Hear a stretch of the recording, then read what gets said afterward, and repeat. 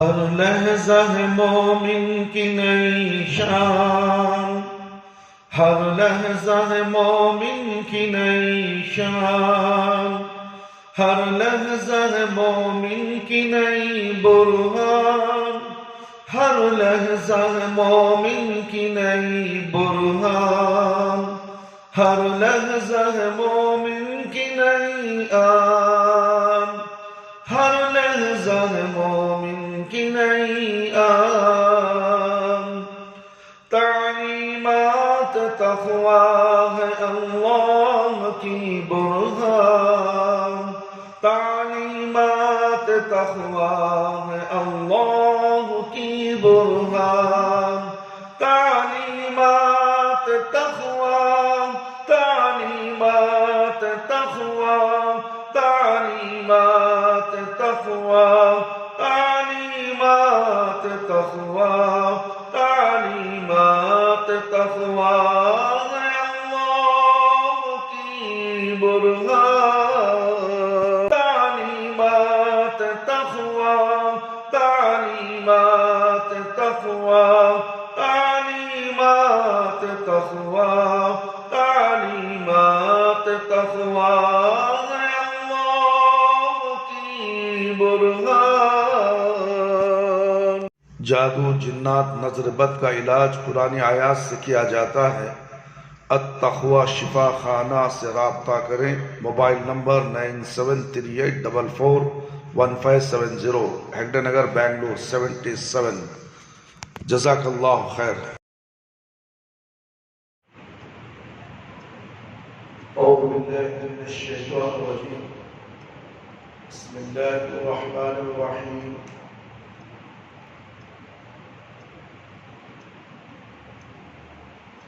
السلام علیکم ورحمۃ اللہ وبرکاتہ۔ اعوذ باللہ السمیع العلیم من الشیطان الرجیم، بسم اللہ الرحمن الرحیم۔ ان الحمد للہ نحمده ونستعینه ونستغفره ونعوذ باللہ من شرور انفسنا ومن سیئات اعمالنا، من يهده الله فلا مضل له ومن يضلل فلا هادي له، وأشهد أن لا إله إلا الله وحده لا شريك له، وأشهد أن محمدا عبده ورسوله۔ أعوذ بالله السميع العليم من الشيطان الرجيم، من همزه ونفخه ونفسه، بسم الله الرحمن الرحيم۔ يا أيها الذين آمنوا اتقوا الله حق تقاته ولا تموتن إلا وأنتم مسلمون۔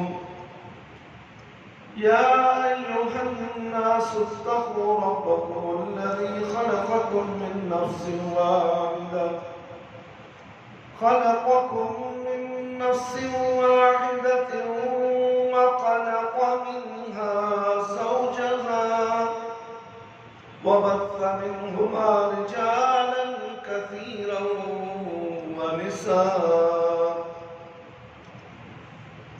واتقوا الله الذي تساءلون به والأرحام، إن الله كان عليكم رقيبا۔ يا أيها الذين آمنوا اتقوا الله وقولوا قولا سديدا، يصلح لكم أعمالكم ويغفر لكم ذنوبكم، ومن يطع الله ورسوله فقد فاز فوزا عظيما۔ أما بعد، فإن خير الحديث كتاب الله، وخير الهدي هدي محمد صلى الله عليه وسلم وشر الأمور محدثاتها وكل محدثة بدعة وكل بدعة ضلالة وكل ضلالة في النار.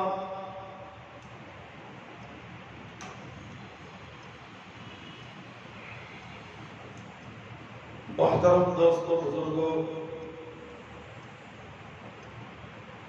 نوجوان ساتھیوں اور خواتین اسلام، آج یوم الجمعہ یعنی عید المومنین ہے۔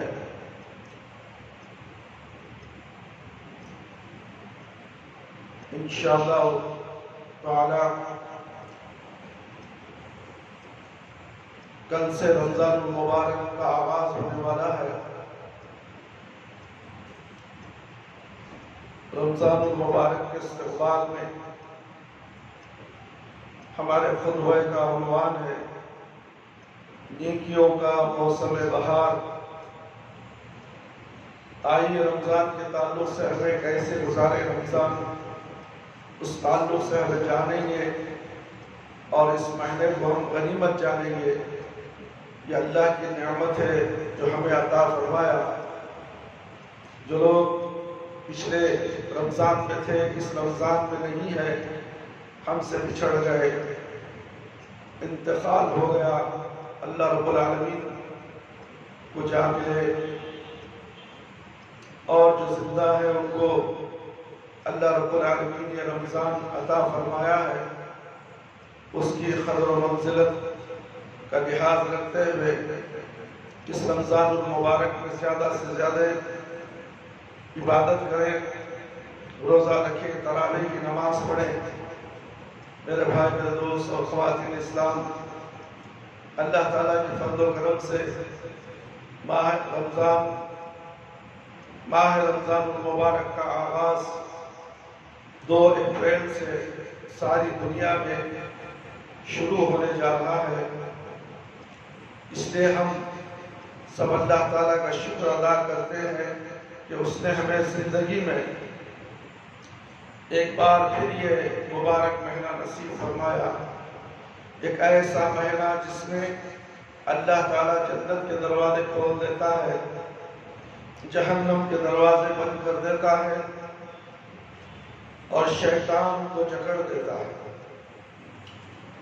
تاکہ وہ اللہ کے بندوں کو اس طرح گمراہ نہ کر سکے جس طرح عام دنوں میں کرتا ہے۔ ایسا مہینہ جس میں اللہ تعالیٰ سب سے زیادہ اپنے بندوں کو جہنم سے آزادی کا انعام عطا کرتا ہے، جس میں خصوصی طور پر اللہ تعالیٰ اپنے بندوں کی مغفرت کرتا ہے اور ان کی توبہ اور دعائیں قبول کرتا ہے۔ تو ایسے عظیم الشان مہینے کا پانا یقیناً اللہ تعالیٰ کی بہت بڑی نعمت ہے، اور اس نعمت کی قدر و منزلت کا اندازہ آپ اسی بات سے کر سکتے ہیں کہ سلف صالحین رحمہ اللہ 6 ماہ تک یہ دعا کرتے تھے کہ یا اللہ ہمیں رمضان المبارک کا مہینہ نصیب فرما۔ پھر جب رمضان المبارک کا مہینہ گزر جاتا تو اس بات کی دعا کرتے کہ اے اللہ ہم نے اس مہینے میں جو عبادتیں کی ہیں تو انہیں قبول فرما لے، کیونکہ اس بات کو جانتے ہیں کہ مہینہ کس قدر اہم ہے۔ الطائف المعروف صفحہ نمبر 280۔ لہذا میرے بھائی، میرے دوست اور خواتین اسلام، ہمیں بھی اس مہینے کو غنیمت سمجھتے ہوئے اس کی بابرکات پھر بھرپور فائدہ اٹھائیں۔ طلحہ بن عبید اللہ رضی اللہ عنہ بیان کرتے ہیں کہ 2 آدمی رسول اللہ صلی اللہ علیہ وسلم کی خدمت میں حاضر ہوئے اور دونوں نے بیعت کر اسلام قبول کیا۔ اس کے بعد ان میں سے ایک آدمی زیادہ عبادت کرتا تھا اور اللہ کی راہ میں شہید ہو گیا، جبکہ دوسرا آدمی جو پہلے آدمی کی بنسبت کم عبادت گزار تھا، اس کی شہادت کے 1 سال بعد فوت ہوا۔ طلحہ رضی اللہ عنہ فرماتے ہیں کہ میں نے خواب میں دیکھا کہ دوسرا آدمی شہادت پانے والا آدمی سے پہلے جنت میں داخل ہوا ہے، اور جب صبح ہوئی تو میں نے ایک خواب لوگوں کو سنایا جس پر انہوں نے تعجب کا اظہار کیا۔ چنانچہ رسول اکرم صلی اللہ علیہ وسلم کا ارشاد گرامی ہے، أليس قد مكث هذا بعده سنة فأدرك رمضان فصامه وصلى كذا وكذا سجدة في السنة فلما بينهما أبعد مما بين السماء والأرض۔ ابن ماجہ صحیح ابن حبان اور صحیح الجامع الصغیر للالبانی۔ کیا یہ دوسرا آدمی پہلے آدمی کے بعد 1 سال تک زندہ نہیں رہا، جس میں اس نے رمضان کا مہینہ پایا، اس کے روزے رکھے اور سال بھر اتنی نمازیں پڑھی، تو ان لوگوں کے درمیان جنت میں اتنا فاصلہ ہے جتنا زمین و آسمان کے درمیان ہے۔ میرے بھائی میرے دوست، اس حدیث میں ذرا غور فرمائیں کہ 2 آدمی اکٹھے مسلمان ہوئے، ان میں سے ایک دوسرے کی نسبت زیادہ عبادت گزار تھا اور اسے شہادت کی موت نصیب ہوئی، جبکہ دوسرا آدمی پہلے آدمی کی نسبت کم عبادت کرتا تھا اور اس کی موت عام موت تھی۔ لیکن کیا وجہ ہے کہ جنت میں پہلے داخل ہوا؟ اس کی وجہ یہ تھی کہ پہلے آدمی کی شہادت کے بعد 1 سال تک زندہ رہا، اس دوران اسے رمضان المبارک کا مہینہ نصیب ہوا جس میں اس نے روزے رکھے اور سال بھر نمازیں بھی پڑھتا رہا، تو روزوں اور نمازوں کے بدولت وہ شہادت پانے والے آدمی سے پہلے جنت میں چلا گیا۔ یہ اس بات کی دلیل ہے کہ رمضان المبارک کا پانا اور اس کے روزے رکھنا اللہ تعالیٰ کی بہت بڑی نعمت ہے۔ میرے بھائی میرے دوست، میری پیاری ماں اور بہنوں، اور آپ ذرا غور کریں کہ ہمارے کتنے رشتہ دار اور کتنے دوست احباب پچھلے سال رمضان المبارک میں ہمارے ساتھ تھے، لیکن اس رمضان المبارک کے آنے سے پہلے ہی وہ اس دنیا فانی سے رخصت ہو گئے ہیں، اور انہیں یہ مبارک مہینہ نصیب نہیں ہوا جبکہ ہمیں اللہ تعالیٰ نے زندگی اور تندرستی دی ہے۔ یہ مبارک مہینہ نصیب فرما کر ہمیں یہ بار پھر موقع دیا کہ ہم تمام گناہوں سے سچی توبہ کر لیں،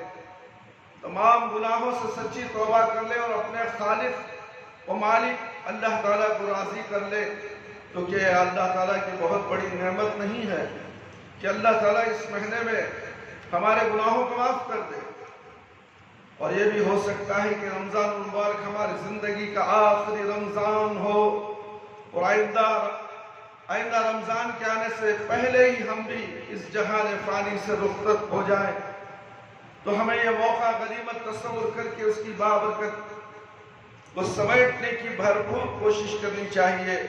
یہی وجہ ہے کہ رمضان المبارک کا مہینہ شروع ہوتا ہے تو رسول اکرم صلی اللہ علیہ وسلم صحابہ اکرام رضی اللہ عنہم کو اس کے آنے کی بشارت سناتے اور انہیں مبارکباد دیتے، جیسا کہ ابو ہریرہ رضی اللہ عنہ سے روایت ہے کہ رسول اکرم صلی اللہ علیہ وسلم نے رمضان المبارک کی آمد کی بشارت سناتے ہوئے فرمایا، آتاکم رمضان شہر مبارک فرض اللہ عز وجل علیکم صیامہ تفتح فیہ ابواب الجنت وتغلق فيه أبواب الجحيم وتغل فيه مرضة الشيطان شياطين لله في ليلة خير من 1000 شهر من حرم خيرها فقد حرم۔ تمہارے پاس ماہ رمضان آ چکا جو کہ بابرکت مہینہ ہے، اللہ تعالیٰ نے تم پر اس کے روزے فرض کیے ہیں، اس میں جنت کے دروازے کھول دیے جاتے ہیں اور جہنم کے دروازے بند کر دیے جاتے ہیں، اور اس میں سرکش شیطان جکڑ دیے جاتے ہیں، اور اس میں اللہ تعالیٰ کی ایک رات، اور اس میں اللہ کی ایک رات ایسی ہے جو 1000 مہینوں سے افضل ہے، جو شخص اس کے خیر سے محروم رہ جائے وہی دراصل محروم ہوتا ہے۔ نسائی صحیح الجامع الصغیر للالبانی۔ اس مبارک مہینے کی متعدد خصوصیات ہیں جن کی بنا پر اسے دیگر مہینوں پر فضیلت حاصل ہے۔ ان میں سے چند خصوصیات یہ ہیں میرے بھائی میرے دوست، اللہ تعالیٰ نے آسمانی کتابوں میں سب سے افضل کتاب قرآن مجید کو مہینوں میں سے سب سے افضل مہینہ رمضان المبارک میں اتارا، بلکہ اس مبارک مہینے کی سب سے افضل رات لیلۃ القدر میں اسے لوح محفوظ سے آسمان دنیا پر ایک بارگی نازل فرمایا، اسے بیت العزا بھی رکھ دیا۔ فرمان الہی ہے شہر رمضان الذی انزل فیہ القرآن ھدی للناس وبینات من الہدی والفرقان، سورۃ البقرہ آیت نمبر 180 پر 5۔ وہ رمضان کا مہینہ تھا جس میں قرآن نازل کیا گیا، جو لوگوں کے لیے باعث ہدایت ہے، اور اس میں ہدایت کی اور حق و باطل کے درمیان فرق کرنے کی نشانیاں موجود ہیں۔ اور فرمایا اِنَّا أَنزَلْنَاهُ فِي لَيْلَةِ الْقَدْرِ، سورۃ القدر آیت نمبر 1، ہم نے اسے لیلۃ القدر میں نازل فرمایا۔ میرے بھائی میرے دوست، اس مبارک مہینے کی دوسری خصوصیت یہ ہے کہ اس میں اللہ تعالیٰ اپنے بہت سارے بندوں کو جہنم سے آزادی نصیب کرتا ہے، جیسا کہ جابر رضی اللہ عنہ بیان کرتے ہیں کہ رسول اکرم صلی اللہ علیہ وسلم نے ارشاد فرمایا اِنَّا لِلَّهِ تَعَالَى عِنْدَ كُلِّ فِطْرٍ اتقاء من النار وذلك في كل ليلة، بے شک اللہ تعالیٰ ہر افطاری کے وقت بہت سے لوگوں کو جہنم سے آزاد کرتا ہے، اور ایسا ہر رات کرتا ہے۔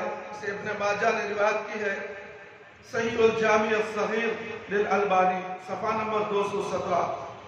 اور ابو سعید الخدری رضی اللہ عنہ روایت کرتے ہیں کہ رسول اکرم صلی اللہ علیہ وسلم نے فرمایا اِنَّا لِلَّهِ تَبَارَكَ وَتَعَالَى اتقاء فِي كُلِّ يَوْمٍ وَلَيْلَةٍ یعنی فی رمضان وَإِنَّ لِكُلِّ مُسْلِمٍ فِي كُلِّ يَوْمٍ وَلَيْلَةٍ دعوت مستجابہ، البزار صحیح ترغیب و ترہیب للالبانی۔ بے شک اللہ تعالیٰ رمضان المبارک میں ہر دن ہر رات بہت سے لوگوں کو جہنم سے آزاد کرتا ہے، اور ہر دن اور ہر رات ہر مسلمان کی ایک دعا قبول کی جاتی ہے۔ یہ دعاؤں کے قبول کرنے کا مہینہ ہے۔ اللہ اکبر۔ اس حدیث کے پیش نظر ہمیں اللہ تعالیٰ سے خصوصی طور پر دعا کرنی چاہیے کہ ہمیں بھی اپنے ان خوش نصیبوں میں شامل فرما لے جنہیں وہ اس مہینے میں جہنم سے آزاد کرتا ہے، کیونکہ یہی اصل کامیابی ہے۔ جیسے کہ اللہ رب العالمین کا فرمان ہے فَمَنْ زُحْزِحَ عَنِ النَّارِ وَأُدْخِلَ الْجَنَّةَ فَقَدْ فَازَ وَمَا الْحَيَاةُ الدُّنْيَا إِلَّا مَتَاعُ الْغُرُورِ، سورۃ العمران آیت نمبر 180 پر 5۔ پھر جو شخص اور جس شخص کو آگ سے دور کر دیا جائے گا اسے جنت میں داخل کر دیا جائے گا، یقیناً وہ کامیاب ہو جائے گا، اور دنیا کی زندگی تو محض دھوکے کا سامان ہے۔ جنت کے دروازوں کا کھولا جانا، جہنم کے دروازوں کا بند کر دیا جانا، سرکش شیطانوں کا جکڑا جانا، یہ تینوں امور میں رمضان المبارک کی خصوصیات میں سے ہے۔ جیسا کہ ابو ہریرہ رضی اللہ عنہ بیان کرتے ہیں کہ رسول اکرم صلی اللہ علیہ وسلم نے فرمایا جب ماہ رمضان کی پہلی رات آتی ہے تو شیطانوں اور سرکش جنوں کو جکڑ دیا جاتا ہے، جہنم کے دروازے بند کر دیے جاتے ہیں، اور اس کا کوئی دروازہ کھولا نہیں چھوڑا جاتا، اور جنت کے دروازے کھول دیے جاتے، اس کا کوئی دروازہ بند نہیں چھوڑا جاتا۔ اور ایک اعلان کرنے والا پکار کر کہتا ہے اے خیر کے طلبگار آگے بڑھ، اے شر کے طلبگار اب تو رک جا۔ میرے بھائی میرے دوست، ماہ رمضان المبارک کی خصوصیات میں سے ایک خصوصیت یہ ہے کہ اس میں ایک رات ایسی ہے جو 1000 مہینوں سے بہتر ہے۔ فرمان الہی ہے لیلۃ القدر خیر من الف شہر، سورۃ القدر آیت نمبر 3، لیلۃ القدر 1000 مہینوں سے بہتر ہے۔ انس بن مالک رضی اللہ عنہ بیان فرماتے ہیں کہ جب ماہ رمضان المبارک شروع ہوا تو رسول اکرم صلی اللہ علیہ وسلم نے فرمایا ان هذا الشهر قد حضركم فيه ليلة الخير من الف شهر من حرمها فقد حرم الخير كله ولا يحرم خيرها الا محروم۔ ابن ماجہ کی روایت ہے، صحیح الترغیب و ترغیب، بے شک یہ مہینہ تمہارے پاس آ چکا ہے، اس میں ایک رات ایسی ہے جو 1000 مہینوں سے بہتر ہے۔ جو شخص سے محروم ہو جاتا ہے وہ مکمل خیر سے محروم ہو جاتا ہے، اور اس کی خیر سے تو کوئی حقیقی محروم ہی محروم ہو رہ سکتا ہے۔ میرے بھائی، میرے دوست اور خواتین اسلام، لیلۃ القدر آئے گی رمضان میں آخری عشرے میں، اس رات کو ہم پوری 10 راتیں جاگ کر اس رات کو حاصل کرنی ہے۔ ایسا نہیں ہے کہ ہم ایک رات جاگیں، ایک رات سو جائیں، 5 رات جاگیں اور 5 رات سو جائیں۔ کیا معلوم کہ جس رات پہ ہم سو رہے ہیں اس رات میں لیلۃ القدر آ چکی ہو۔ تو میرے بھائی، اسی لیے کہا گیا کہ 10 راتیں باقاعدہ سے جاگو۔ جو آخری عشرے میں ہمیں جاگنی چاہیے، کیا ہمیں اللہ رب العالمین کی عبادت کے لیے اور ہمارے فائدے کے لیے، کیا 10 دن ہمیں رات میں جاگ نہیں سکتے؟ افسوس دنیا کے کاموں کے لیے۔ آج کل تو کام راتوں میں چل رہا ہے، بہت سے لوگوں کے کام کمپیوٹر کے ذریعے سے راتوں میں چلتے ہیں۔ کیا وہ دنیا حاصل کرنے کے لیے رات اپنی نیند کو قربان کر کے رات میں کام کرتے ہیں؟ اور یہ لیلۃ القدر 1000 مہینے 1000 سالوں کے بعد آتی ہے، ایسی جو 1000 مہینوں سے بہتر ہے، وہ رات کو ہم ایسے ہی آسانی سے جانے دے دیتے ہیں۔ میرے بھائی، میرے دوست، اس لیلۃ القدر کا احترام کیجئے۔ جو ابھی پچھلے گیا جو مہینہ شب برات کا، اس میں لیلۃ القدر وقدر نہیں ہے۔ یہ لوگ دھوکہ دے کر تم لوگوں کو جگا کر عشاء کی نماز 7-10 بجے یا 8 بجے 8:30 بجے یا 9:30 بجے پڑھ کر لوگوں کو گمراہ کر دیا گیا ہے۔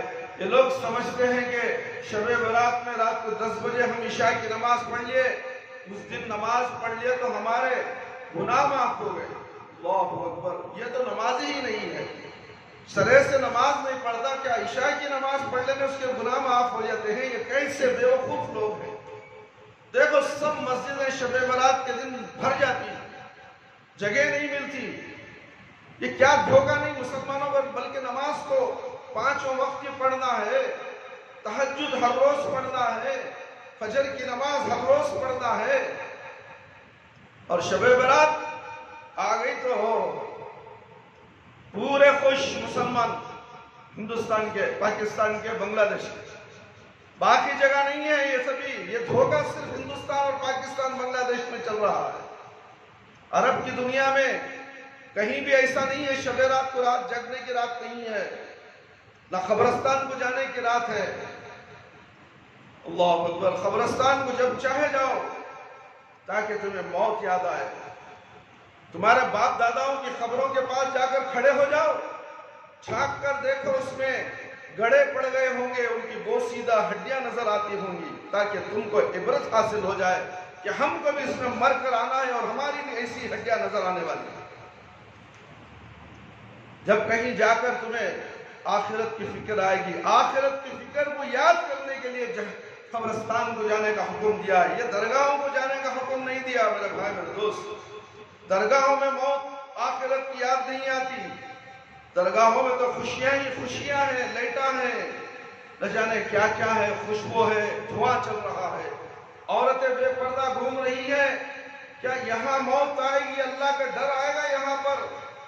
سوچو میرے بھائی، سوچو، تم سوچتے کم ہو اور لوگوں کی باتیں سن کر عمل زیادہ کرتے ہو۔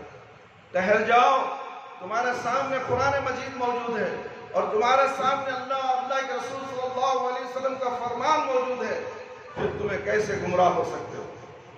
سوچو میرے بھائی، میرے دوست۔ بے شک ایک مہینہ تمہارے پاس آ چکا ہے۔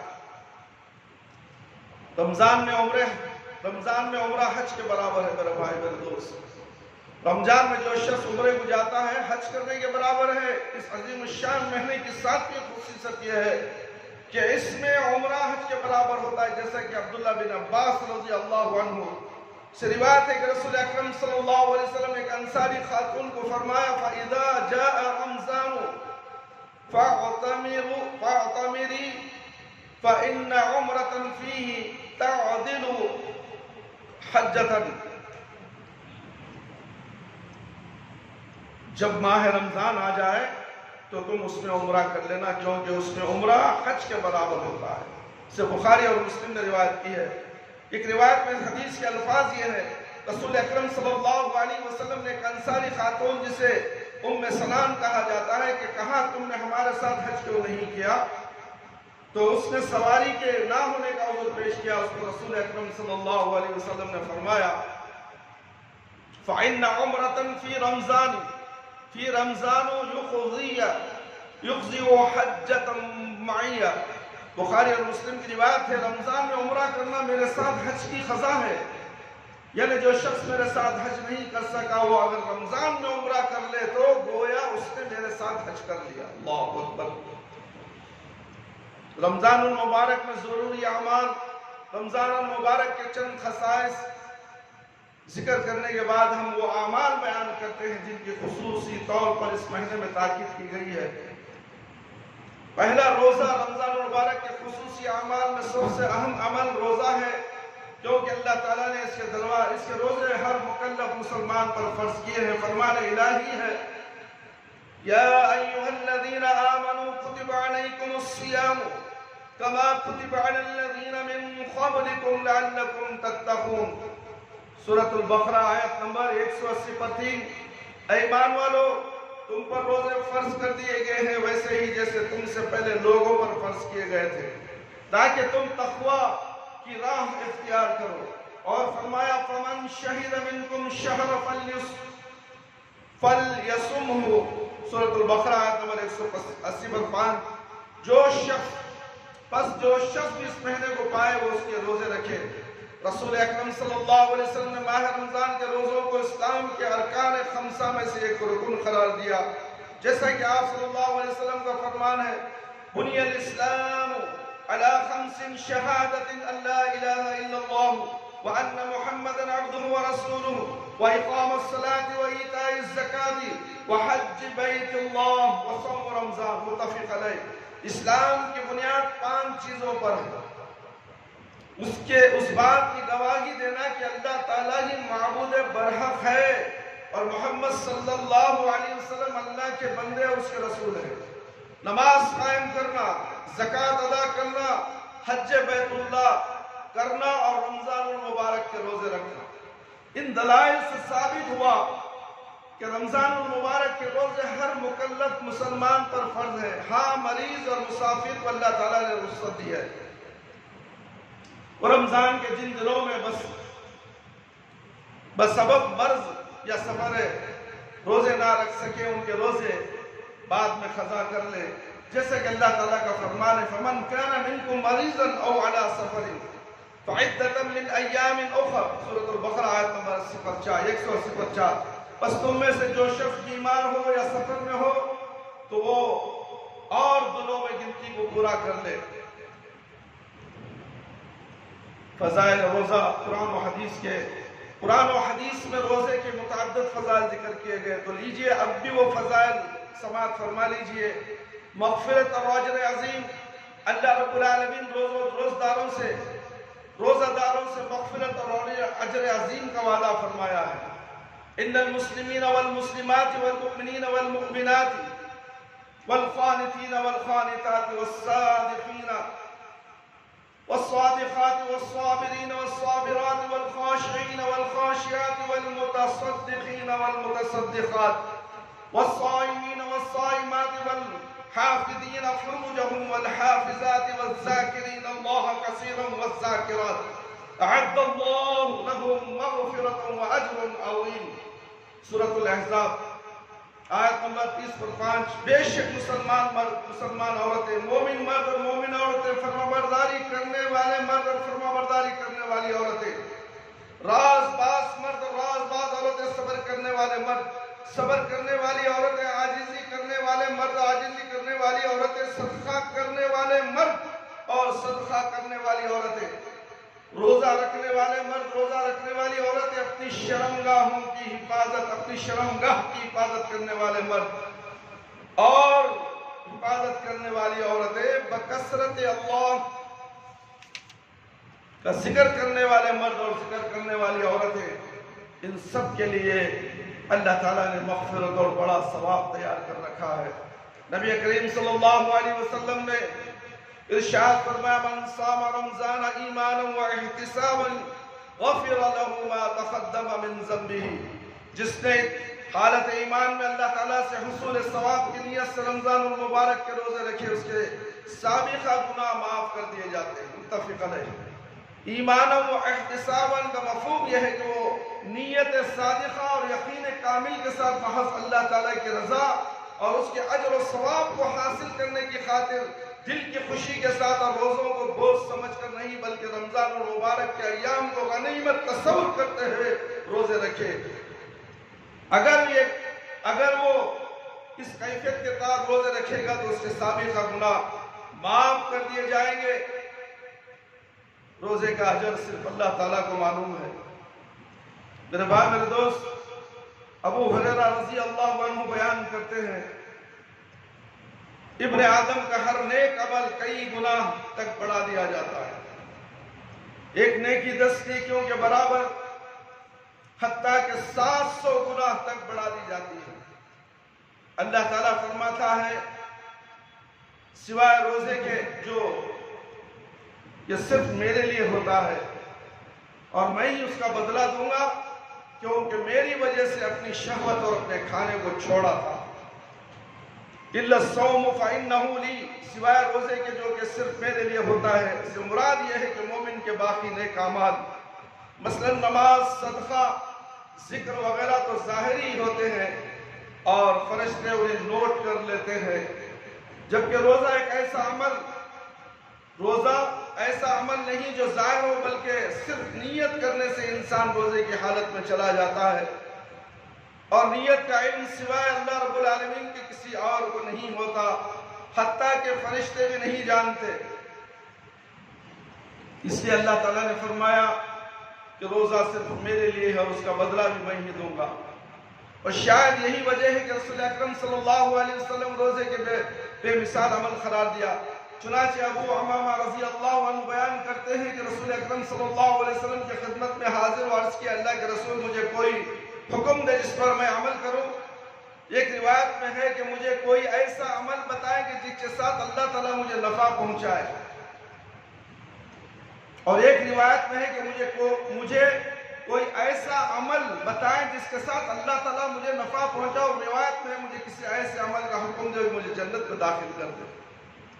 تو رسول اکرم صلی اللہ علیہ وسلم نے فرمایا علیک بالصیام فإنہ لا عدل لہ، تم روزہ رکھا کرو کیونکہ اس کے برابر کوئی عمل نہیں ہے۔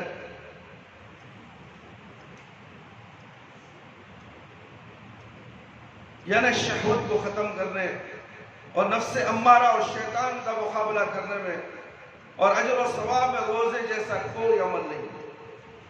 اور چونکہ روزے کا اجر و ثواب بہت زیادہ ہے، اس کی مقدار کا علم صرف اللہ تعالیٰ کو ہے، اس لیے روزہ دار جب قیامت کے روز اللہ تعالیٰ سے ملے گا اور اسے اللہ تعالیٰ روزے کا اجر ثواب دے گا تو اسے بے انتہا خوشی ہوگی۔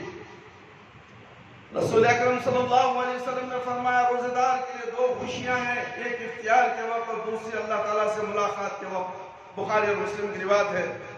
روزہ ڈھال ہے۔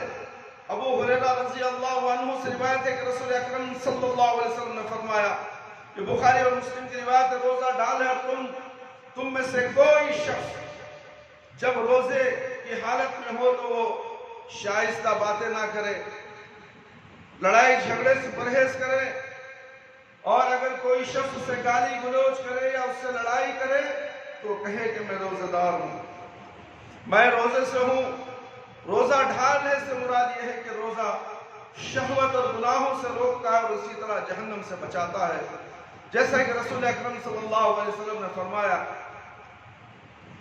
الصیام جنۃ من النار کجنۃ احدکم من القتال، روزہ جہنم کی آگ سے ڈھال ہے جیسے کہ تم میں سے کوئی شخص جنگ سے بچنے کے لیے ڈھال لے لیتا ہے۔ النسائی ابن ماجہ باب الریان، جنت کے ایک دروازے کا نام ہے میرے بھائی میرے دوست، باب الریان۔ بہت سے لوگ ریان نام بھی رکھتے ہیں اپنے بچے کا، کیا اسے جنت کو جانے والا بناتے ہیں؟ نام رکھنے سے کوئی فائدہ نہیں ہے، نام تو بہت اچھے ہیں، عبد الرحمن، عبد الرحیم، عبداللہ، عبد الغفور۔ کیا یہ اللہ کا بندہ ہے یا غیر اللہ کا بندہ ہے یا خبر پرست ہے، خبروں کو سجدے کرنے والا، خبروں سے مانگنے والا، یہ عبد الرحمن عبد الغفار ہے؟ تو نام سے کچھ ہونے والا نہیں میرے بھائی میرے دوست۔ نام ریان رکھ لینا کافی نہیں ہے، ریان تو جنت کے دروازے کا نام ہے، روزہ دار اس جنت کے دروازے سے داخل ہوگا۔ اور نام رکھو تو اس کی فکر بھی کرو، اس کی فکر اس کے باپ کو ہونی چاہیے کہ میرے بچے کو میں کیا بناؤں، مشرک بناؤں یا بدعتی بناؤں یا توحید پرست بناؤں۔ ان تینوں میں سے ایک ہی چیز کافی ہے، توحید پرست۔ نہ مشرک بناؤ نہ بدعتی بناؤ، اپنی اولاد کو، اپنے گھر والوں کو توحید پرست بناؤ، ایک اللہ کی عبادت کرنے والا اور ایک نبی صلی اللہ علیہ وسلم کی فرما برداری، اطاعت و فرما برداری کرنے والا بناؤ، اور خود بھی اس میں جمے رہو۔ جب جا کر تمہیں روزہ بھی قبول ہوگا، تمہارا حج بھی قبول ہوگا، تمہاری عبادتیں قبول ہوگی، تمہاری تلاوتیں قبول ہوگی۔ اگر تم نے توحید کے بغیر روزہ بھی رکھ لیا تو روزہ تمہارے لیے فائدہ نہیں، نہ روزہ تمہارے لیے ڈھال ہے۔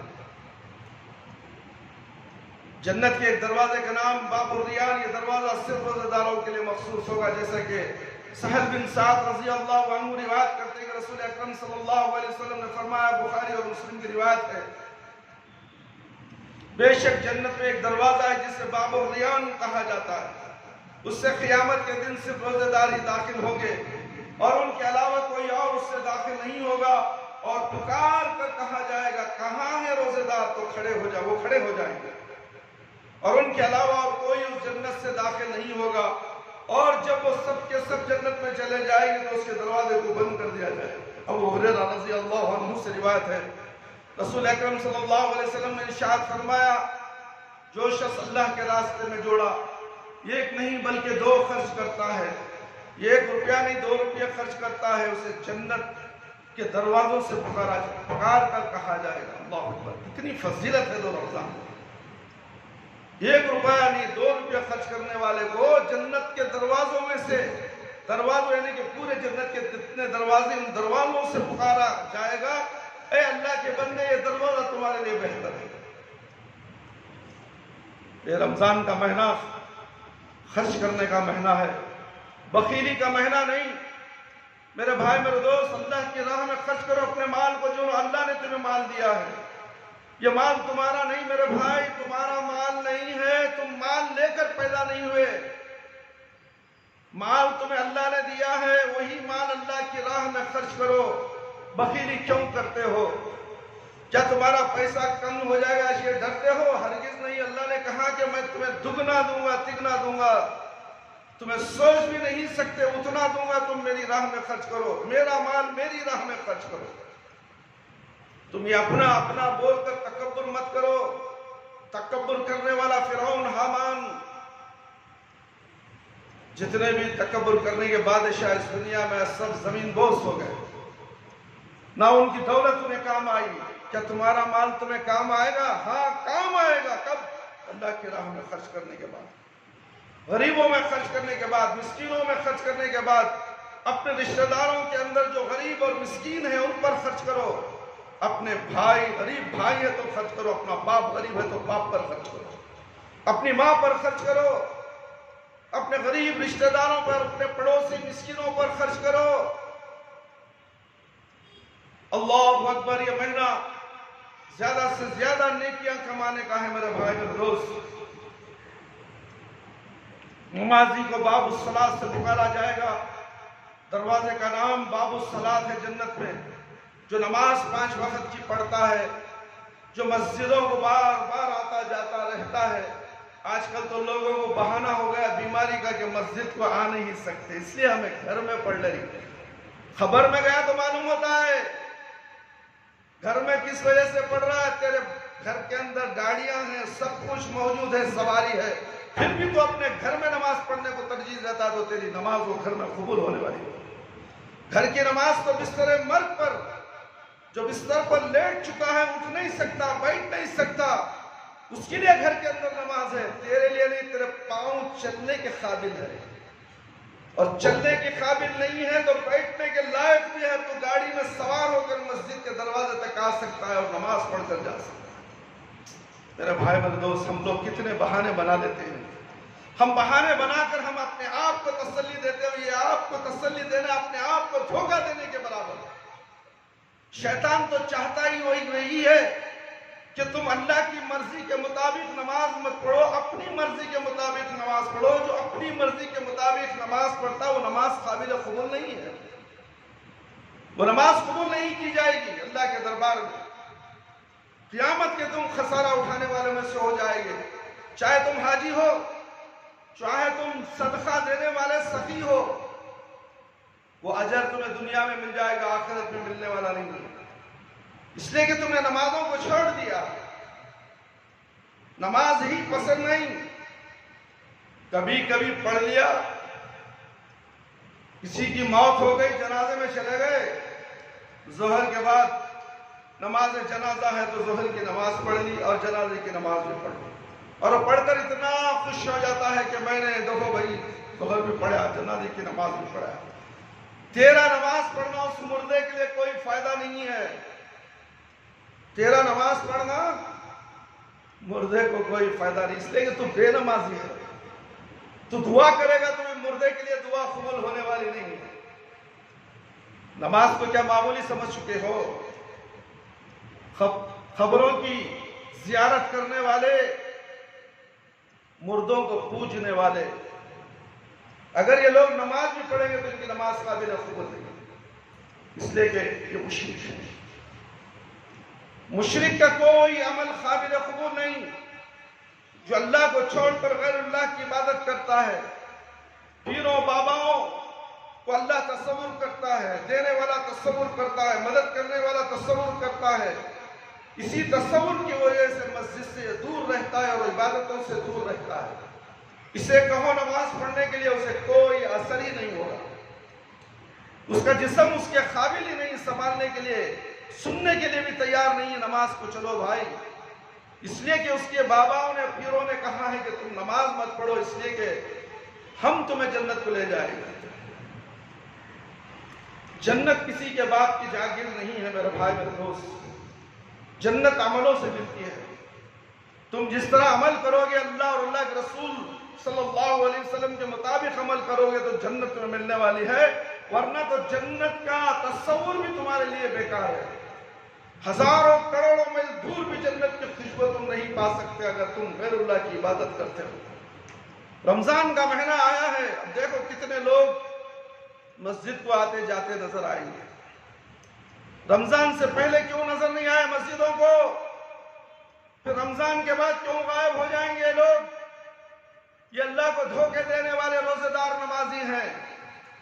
کیا ان کا روزہ، ان کی نماز قبول ہوگی؟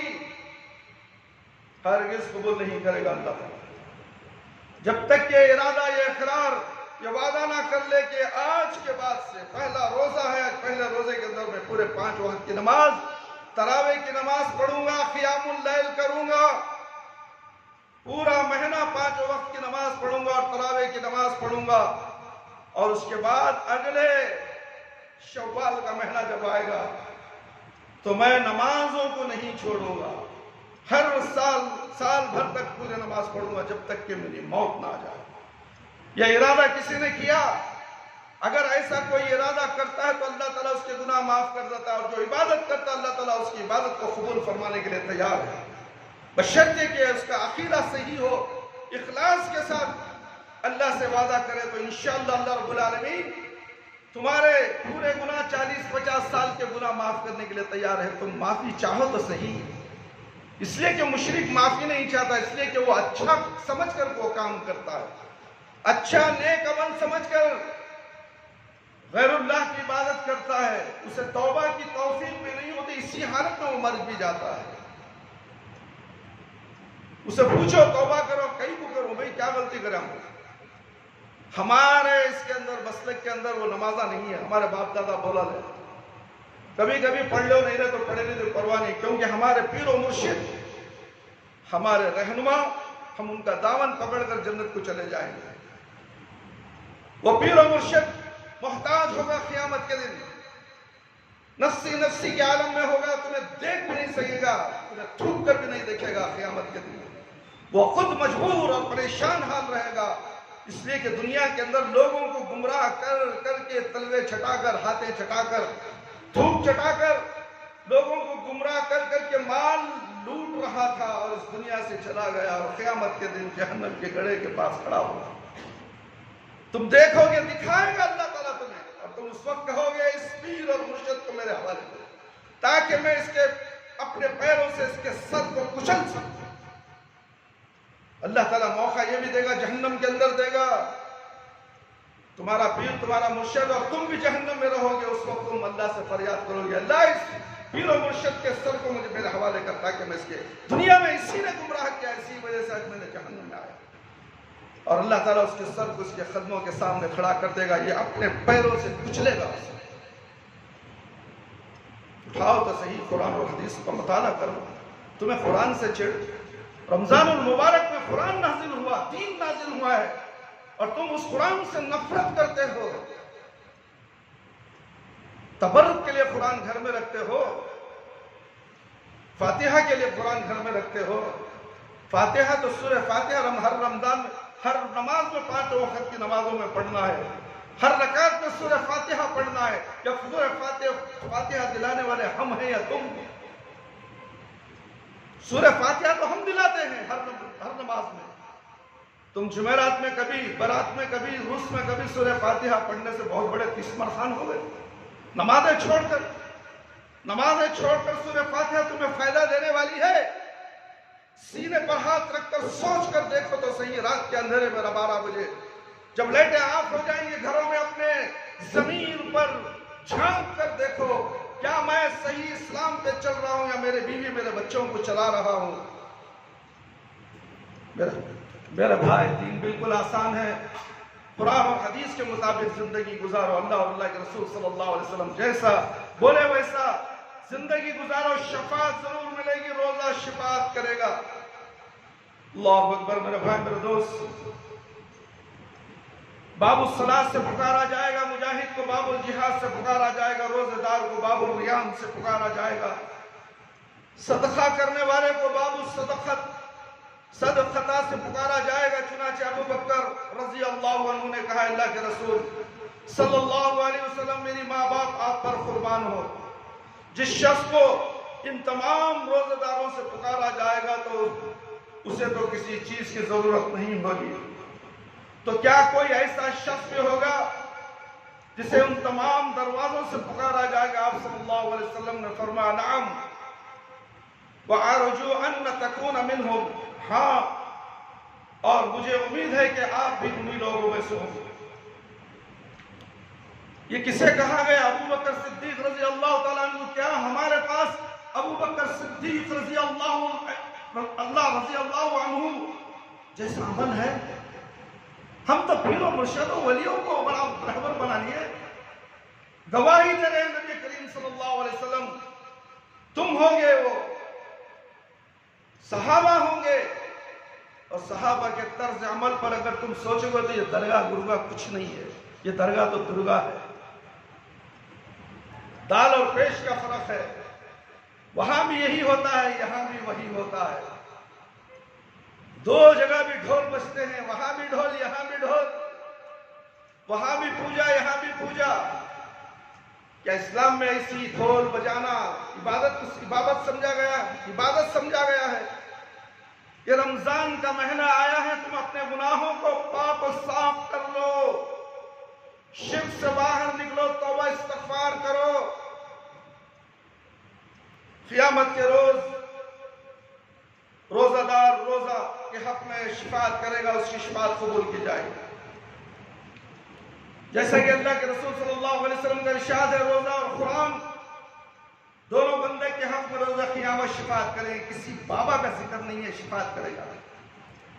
اللہ کے نبی کے زبان میں اللہ کے نبی صلی اللہ علیہ وسلم چاہتے تو بول رہے تھے میرے بعد بابا یا مرشدہ پیرا فقیرہ سب آئیں گے، ان کی اطاعت و فرمانبرداری کرتا رہو، شفاعت کر دیں گے. نہیں، ایسا ہرگز نہیں ہو سکتا. سر پھوڑ لو، پیشانیوں کی ہڈیوں کو گھس لو، خبروں کے پاس جا کر تمہیں کچھ بھی ہونے والا نہیں ہے. دھوکے میں ہو تم خود دھوکے ہو. تمہارے جسم، تمہارے پیٹ سے جو اولاد پیدا ہوتی ہے اسے بھی تم دھوکا دیتے ہو. یہ حاکم بنتا ہے، مرد جوروں کو بھی جہنم میں لے جاتا ہے، بچے کو بھی جہنم میں لے جاتا ہے. یہ تو پیدا ہوئے فطرت اسلام پر. انہوں نے اقرار کیا اللہ سے، اللہ ہم تیری ہی عبادت کریں گے. ماں باپ جو ہے مشرک، اسے بچے کو بھی جوروں کو بھی مشرک بنا. ساری دنیا کے انسان شروع سے آخر تک، قیامت کے آخر تک جتنے بھی لوگ پیدا ہوں گے وہ فطرت اسلام میں پیدا ہوں گے، مگر ان کے ماں باپ اسے مجوسی، کافر، مشرک، عیسائی، یہودی نہ جانے کیا کیا بنا دیتے ہیں. ان کی طرز عمل پر جب 10 سال کا ہوگا، 7 سال کا ہوگا، تو جب شعور میں آئے گا تو یہ باپ جیسا کہے گا ویسا سنے گا. باپ ہاتھ پکڑ کے درگاہ کو لے جائے گا، دیول کو لے جائے گا، چرچ کو لے جائے گا. اس کے ساتھ جاتے جاتے 10 سال میں وہ سمجھ جائے گا کہ یہ عبادت کی جگہ ہے. اس سے پہلے اس کو معلوم نہیں. اس سے پہلے اگر 7 سال کے پہلے مر جائے تو یہ بچہ جنت میں جائے گا، چاہے وہ ہندو کا ہو یا سکھ کا ہو یا کافر کا ہو یا کسی بھی مذہب سے اس کا تعلق ہو. اگر شعور اسلام، شعور جوانی سے پہلے، جوانی آنے سے پہلے، بلوغت سے پہلے اگر کوئی مر جائے تو وہ سیدھے جنت پہ چلا جائے گا، چاہے بھیڑ کا بچہ کیوں ہو. تم تو بھیڑ کے بچے سے بھی بدتر ہو. تم نہ سب عقل سلیم اللہ نے دیا ہے، تم کھانا کھاتے ہو، بھوسا نہیں کھاتے. پلیٹ میں 2 چیزیں رکھتی جائیں، کھانا اور بھوسا، تم کیا کھاؤ گے؟ بھوسا کھاؤ گے؟ یہاں کیوں عقل کام نہیں کرتے؟ دین میں کیوں اندھے ہو؟ دین کے معاملات میں تم اندھے کیوں ہو؟ قرآن آنے کے بعد، اللہ کے نبی صلی اللہ علیہ وسلم کی شریعت آنے کے بعد تم ایرے غیرو نتھو خیرے کی شریعت پر عمل کرتے ہو، پھر بھی کہتے ہو کہ ہاں میں مسلمان ہوں، میں روزے دار ہوں. تمہارا روزہ بھاڑ میں گیا، تمہاری نماز بھاڑ میں گئی رمضان کی، جب تک کہ تم توبہ نہ کرو. توبہ کرو، روزہ رکھو، نماز پڑھو، تمہارا روزہ بھی قبول، تمہاری نماز بھی قبول. اگر توبہ کے بغیر شرک کرتے ہوئے، شرک میں ملوث ہو کر اگر تم نے روزہ رکھا تو تمہارا یہ دھوکہ ہے، شیطان کا دھوکہ ہے تمہارے ساتھ. شیطان تو بند ہو گیا، تمہیں دھوکہ دے گیا. رمضان کے بعد شیطان کو کھولا جائے گا، مگر بڑے بڑے شیطانوں کو جکڑ دیا جاتا ہے جیلوں میں. مگر یہ پورکی شیطان جو ہوتے ہیں نا، وہ گلیوں میں دندناتے پھرتے ہیں.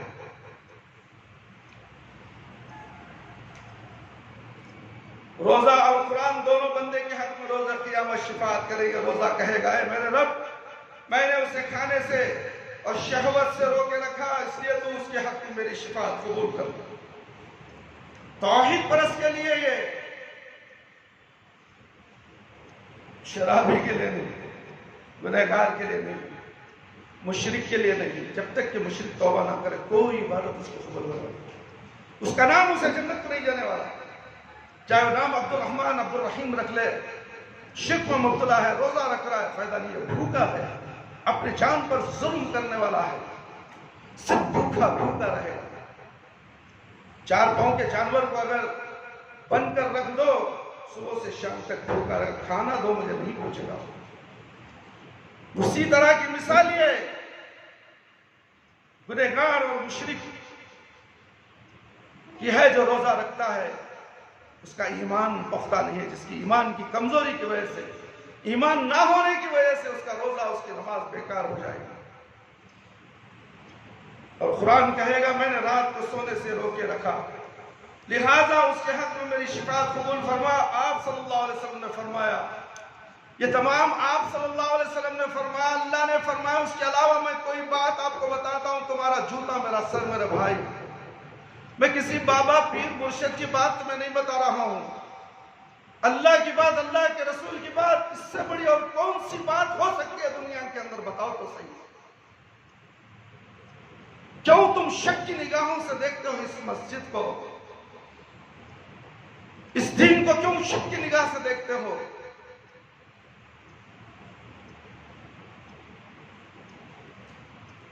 آپ صلی اللہ علیہ وسلم نے فرمایا چنانچہ ان دونوں کو شفاعت قبول کر لی جائے گی. روزہ دار کی اور قرآن کی تلاوت کرنے والے کی شفاعت قبول کر لی جائے گی. رواہ احمد و حاکم، صحیح البانی صحیح ترغیب و ترہیب. روزہ دار کے منہ کی بو اللہ کے نزدیک کستوری سے بھی زیادہ اچھی ہوتی ہے. جی ہاں، روزہ دار کے منہ کی بو اللہ کے نزدیک کستوری سے زیادہ بھی اچھی ہے، جیسا کہ رسول اکرم صلی اللہ علیہ وسلم نے ارشاد فرمایا والذی نفس محمد بیدہ لخلوف فمن الصائم الطیب عند اللہ من ریح المسک. اس ذات کی قسم جس کے ہاتھ میں میری جان ہے، محمد صلی اللہ علیہ وسلم کی جان ہے، روزہ دار کے منہ کی بو اللہ تعالیٰ کے نزدیک کستوری سے بھی زیادہ اچھی ہے. بخاری اور مسلم کی روایت. روزے کی حالت میں خاتمہ ہو جائے تو سیدھا جنت میں چلا جائے گا، سوائے مشرک کے. جس شخص نے لا الہ الا اللہ کہا، اسلام لا الہ الا اللہ کے مفہوم کو سمجھا اور اس پر عمل کیا اور کہا، اسی پر اس کا خاتمہ ہو گیا.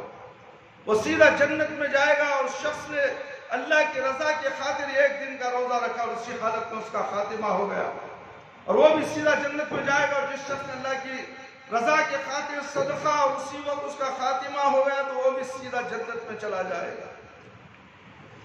روزہ جنت میں لے جانے والے اعمال میں سے ہے میرے بھائی، میرے دوست اور خواتین اسلام.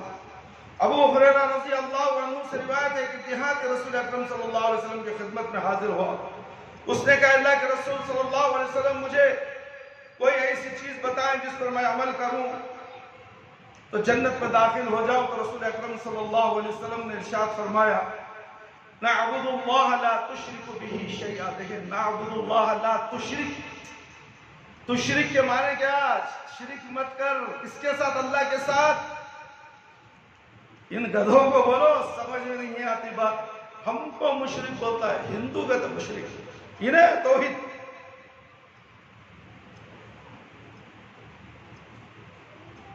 تعبد اللہ لا تشرک بہ شیئا وتقیم الصلاۃ والمکتوبۃ وتؤدی الزکاۃ المفروضۃ وتصوم رمضان. تو اللہ کی عبادت کر، اس کے ساتھ کسی کو شریک مت بنا. اللہ کی عبادت نہیں ہو رہی ہے، شریک بنا کر. ہفتے میں ایک بار درگاہ کو جا کے پوجا کر کے آیا تھا، بس خوش ہو گیا. فرض نماز قائم کر. نماز پڑھو نہیں، نماز کو قائم کر، یعنی ہمیشہ نماز پڑھ، 5 وقت کی نماز پڑھ اور رمضان کے روزے رکھ. یہ سن کر دیہاتی نے کہا، دیہاتی ان پڑھ جاہل، تم تو بڑے بڑے پڑھے لکھے ہو، بڑے بڑے کمپنیوں کے مالک ہو، فیکٹریوں کے مالک ہو، بہت عقل ہے، پرزے بناتے ہو. پرزے؟ تمہارے دماغ کا پرزہ سڑ چکا ہے. اللہ کو پہچاننے میں، اللہ کے پہچاننے میں تمہارے دماغ کا پرزہ سڑ گیا ہے، سڑ گیا ہے. کیا سمجھتے ہو اللہ کو؟ اللہ کو تمہارا نوکر سمجھتے ہو، تمہارے روزی دینے والا؟ اللہ روزی دیتا ہے، کسی اور سے روزی مانگتے ہو. شرم کی بھی حد ہو گئی یار، شرم کی بھی حد ہو گئی. حد سے زیادہ نکل چکے ہو تم. تمہیں خوف نہیں ہے مرنے کا، خبر کے گڑھے کا خوف نہیں ہے. خبر ایک جہنم کا گڑھا ہے، آگ کا گڑھا ہے، اس آگ کے گڑھے میں جا کے سونا ہے. یا تو اس آگ کو جنت کا باغیچہ بناؤ، یا جہنم کا گڑھا تمہارے ہاتھ میں ہے. تم کیا سمجھتے ہو؟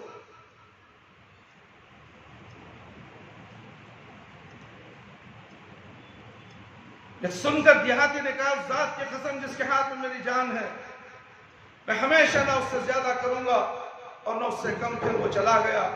تو رسول اکرم صلی اللہ علیہ وسلم نے فرمایا من سرہ ان ينظر الى رجل من اہل الجنة فلینظر الى हाज़ा, जो आदमी अहले जन्नत में से किसी शख्स को देखना चाहता है, चाहता हो वो उसे देख ले जो जा रहा है। देहाती, उसने क्या कहा? ला इलाहा इल्लल्लाह, अल्लाह के साथ किसी को शरीक नहीं करूंगा, इसमें ज्यादा भी नहीं कम भी नहीं करूंगा। और अल्लाह के नबी बता रहे, देखो उस शख्स को देख लो जो जन्नती जा रहा है। और तुम्हें कोई जन्नती जा रहा है बोलेगा गैरुल्लाह की इबादत करते हो, ला इलाहा इल्लल्लाह पढ़ते हो, फिर गैरुल्लाह की इबादत करते हो, ये कौन सा तुम्हारा तरीका है? क्या ला इलाहा इल्लल्लाह पढ़ लेना काफी है? ला इलाहा इल्लल्लाह का मफहूम समझकर अमल करना जब तुम्हें फायदा पहुंचाने वाला है। माह रमजान मुबारक की खुसूसियात और रोजे के फजाल से बात करने के बाद आइए अब ये जान लें कि रमजान मुबारक के बगैर उज़्र शरई रोजा ना रखना कितना बड़ा गुनाह है और उसकी क्या सजा है। अबू उमामा अल बाहिली रज़ी अल्लाह अन्हु बयान करते कि मैंने रसूलुल्लाह सल्लल्लाहु अलैहि वसल्लम को ये फरमाते हुए सुना, मैं सोया हुआ था, ख्वाब में मेरे पास दो आदमी आए जिन्होंने मेरे बाजुओं को पकड़ा, मुझे उठाया और एक दुश्वार चढ़ाई वाले पहाड़ की तरफ ले जाकर मुझे उस पर चढ़ने के लिए कहा। मैंने कहा मैं उस पर चढ़ नहीं सकता। उन्होंने कहा हम उसे आपके लिए आसान बना देंगे। चुनाचे मैंने उस पर चढ़ना शुरू किया, हत्ता कि पहाड़ की चोटी तक पहुंच गया तो मैंने वहां चीखने और चिल्लाने की आवाजें सुनी। मैंने दरियाफ्त किया ये क्या चीख और पुकार कैसी है? तो उन्होंने जवाब दिया ये जहन्नमियों की आहो बका का शोर है। फिर मुझे उससे आगे ले जाया गया जहां मैंने कुछ लोगों को उल्टा लटके हुए देखा जिनकी बाजें चीर दी गई थी और उनसे खून बह रहा था। मैंने पूछा ये कौन लोग हैं? जवाब मिला कि ये वो लोग हैं जो रोजों के अय्याम में खाया पिया करते थे, बेशर्मी के साथ होटलों में बैठकर चाय पीते थे, बीड़ी सिगरेट पीते थे, पान पराग खाते थे, गुटखा खाते थे, हराम की चीजें पूरे खाया करते थे। यहाँ तक कि हलाल को भी रमजान में हराम कर दिया गया। मगर ये लोग दंदनाते फिरेंगे, मस्जिद के नीचे खड़कर बीड़ी सिगरेट पीएंगे, मस्जिद के नीचे का दुकान वाला अंधा बनकर खड़ा रहेगा, कुछ बोलेगा भी नहीं। इधर रमजान है तो बीड़ी सिगरेट पी रहा मस्जिद के सामने। अरे तू रमजान है बाहर खड़ा, मस्जिद के अंदर जा नमाज पढ़। अरे रमजान है मस्जिद के दुकान के नीचे काम कर रहा, तू नमाज पढ़। वो कहेगा तू भी नमाज पढ़, ये कहेगा नहीं मुझे काम है। वाह, क्या दावत और तबलीग हो रही है भाई, क्या दावत और तबलीग हो रही है। क्या ऐसे लोग नमाजी रोजेदार हो सकते हैं जो अल्लाह के घर को, अल्लाह की सफों को बर्बाद करने तुले पड़ रहे? मैं कितने लोगों को सीसी कैमरे में देखता हूं, नीचे दुकान की तरफ घेरे हुए थे, दुकान वाला कभी नमाज को जाओ नहीं बोलता। मैं सीसी कैमरे में देखकर मस्जिद की तरफ निकल कर आता हूं। कल ही का वाकया, जोहर की नमाज के बाद, जोहर की नमाज 1:20 को नीचे ऊपर से उतर रहा हूं, देखता हूं कि एक आदमी बुलेट गाड़ी लगाकर बराबर मस्जिद के दरवाजे के सामने मोबाइल देखते हुए बैठा है। लाल शर्ट पहना है, उसका सीसी कैमरे में मोबाइल में रिकॉर्ड भी किया हो ताकि दुकान वालों को दिखा सकूं। अगर मैं उस वक्त था तो ये फौरन चिल्ला उठते, अरे काजी तुम दुकान के मस्जिद के सामने खड़े गए, हमारे सामने, हमारे पीछे। अरे खड़ने तो छोड़ो, जो सेक्रेटरी साहब कान देख ली। इसीलिए हमने उनको कहा 3 माह का टाइम दिया, रमजान का महीना भी अब आ गया है, मार्च में दुकान खाली करने का वादा किया है। 30 पर 1 मार्च हो गए, कल हम इनको बुलाने वाले थे मगर ये इशा से पहले दुकान बंद कर चले गए। मेरे भाई और दोस्त, मैं क्या बताऊं, हमें कोई उनसे दुश्मनी नहीं, ये अल्लाह के दुश्मन हमारे दुश्मन है। ये मस्जिद का दुकान अल्लाह के दोस्त को दिया जाता है। 10 साल से हैं, अल्हम्दुलिल्लाह हमें उनकी कोई शिकायत नहीं, सिर्फ नमाज की शिकायत थी और दुकान के पास पाको साफ रखने की शिकायत थी। मगर इन 2 चीजों को ये मानने के लिए बिल्कुल तैयार नहीं है, तो मजबूरन हमें इन्हें कहा कि आप दुकान खाली करें। इन्होंने भी कहा बड़ी खुशी से इंशाअल्लाह हम आए थे हंसी से और जाएंगे हंसी से, इंशाअल्लाह 3 महीने का टाइम दे दो। 3 महीने में अभी मशीनें शिफ्ट हुए नहीं, तो इतनी भारी मशीन है, वो कौन सा क्रेन लाना पड़ेगा दुनिया में, इतना भारी क्रेन जो मशीन उठाकर सामने की दुकान में रखा जाए। मेरे भाई, बोलने का मकसद ये है कि जो अल्लाह रब्बुल आलमीन की इबादत और फरमाबरदारी करेगा, इस मस्जिद का दोस्त है, अल्लाह का दोस्त है, हमारा भी दोस्त है, सारी दुनिया का दोस्त है। जो अल्लाह का दुश्मन है वो सारी दुनिया का दुश्मन دشمن ہے، چاہے وہ اچھا کماتا ہو، اچھا کھاتا پیتا ہو، بڑے بڑے بنگلوں میں رہتا ہو، عیش و آرام سے زندگی گزارتا ہو، مگر اللہ کی نافرمانی کرنے والا یہ جہنم میں جانے والا ہے۔ کیا اس سے دوست بناؤ گے؟ اس سے کوئی خیر کا معاملہ تمہارے لیے نہیں ہوگا۔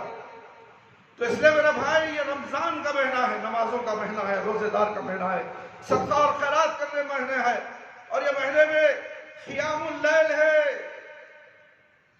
یہ رمضان کے نمازی 5 روزے تک تراویح پڑھیں گے، اس کے بعد رمضان کے تراویح چھوڑ دیں گے۔ رمضان المبارک کے خصوصی اعمال جن کی اس مہینے میں زیادہ تاکید کی گئی، اس میں سے ایک عمل قیام رمضان یعنی رمضان تراویح ہے۔ ابو ہریرہ رضی اللہ عنہ بیان کرتے ہیں کہ رسول اکرم صلی اللہ علیہ وسلم نے قیام رمضان کی ترغیب تو دلاتے تھے، تاہم انہیں سختی سے اس کا حکم نہیں دیتے تھے۔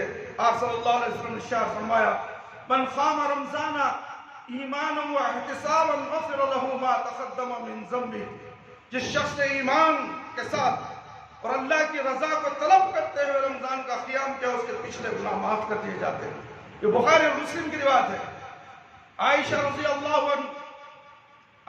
اللہ عنہ بیان فرماتی ہیں کہ ایک رات رسول اکرم صلی اللہ علیہ وسلم آدھی رات کے وقت مسجد میں تشریف لے گئے، تو آپ صلی اللہ علیہ وسلم نے نماز پڑھی، چنانچہ لوگوں نے بھی آپ صلی اللہ علیہ وسلم کی اقتداء میں نماز پڑھی، اور جب صبح ہوئی تو لوگوں نے ایک دوسرے کو اس نماز کے بارے میں بتایا۔ پھر جب اگلی رات آئی تو پہلی رات کی بنسبت زیادہ لوگ جمع ہو گئے، اور انہوں نے رسول اکرم صلی اللہ علیہ وسلم کے پیچھے نماز پڑھی۔ پھر جب وہ صبح ہوئی تو انہوں نے مزید لوگوں کو آگاہ کیا۔ اس طرح جب تیسری رات آئی تو لوگوں کی تعداد زیادہ ہو گئی، چنانچہ رسول اللہ صلی اللہ علیہ وسلم مسجد میں تشریف لے گئے اور لوگوں نے آپ صلی اللہ علیہ وسلم کے پیچھے نماز ادا کی۔ پھر جب چوتھی رات آئی تو اتنے زیادہ تھے کہ مسجد چھوٹی پڑ گئی، لیکن نبی کریم صلی اللہ علیہ وسلم اس رات مسجد میں تشریف نہ لے گئے، یہاں تک کہ فجر کی اذان ہو گئی۔ پھر آپ صلی اللہ علیہ وسلم نے فجر کی نماز پڑھائی اور لوگوں کی طرف متوجہ ہو کر آپ صلی اللہ علیہ وسلم نے خطبہ مسنونہ پڑھایا۔